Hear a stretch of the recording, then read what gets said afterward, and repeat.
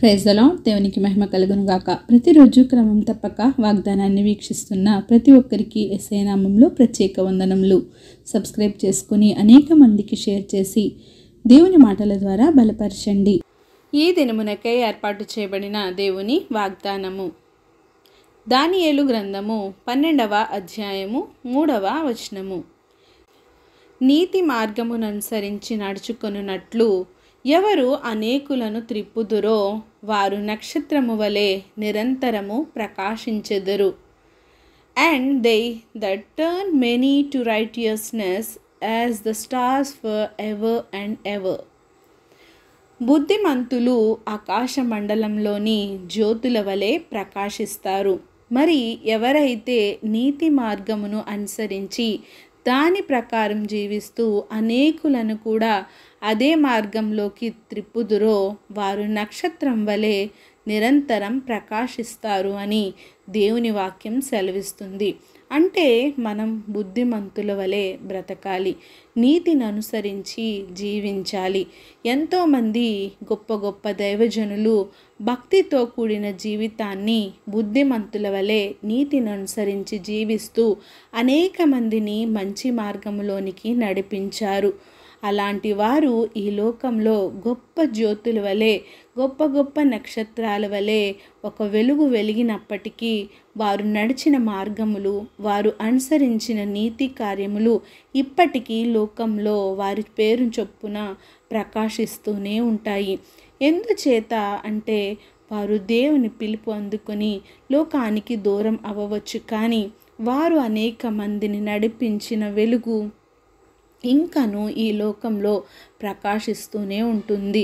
వారి కార్యములు ఇంకను ఈ లోకంలో గుర్తుగానే ఉంటాయి. ఒకరి నుండి మరి ఒకరు, ఇంకొకరి నుండి ఇంకొకరిని నీతి మార్గంలోనికి త్రిప్పాలి అంటే ఎంతో ప్రయాస, అది ఎంతో భారంతో కూడిన పని. నీ జీవితంలో ఒక్కరిని అయినా నీతి మార్గంలో నడిపించడానికి ప్రయత్నించావా?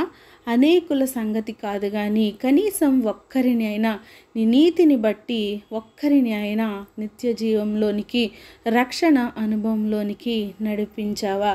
ఒక్కసారి ఆలోచించు.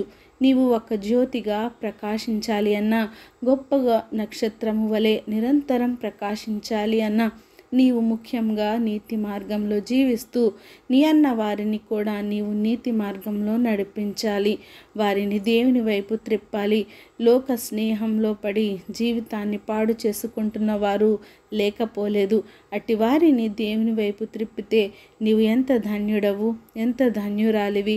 ఇక నుండి అయినా మనం నీతిని అనుసరించి నడుచుకుంటూ అనేకులను కాకపోయినా కనీసం కొంతమందినైనా దేవునిలోనికి నడిపించుదాం. ఆమేన్. చిన్ని ప్రార్థన.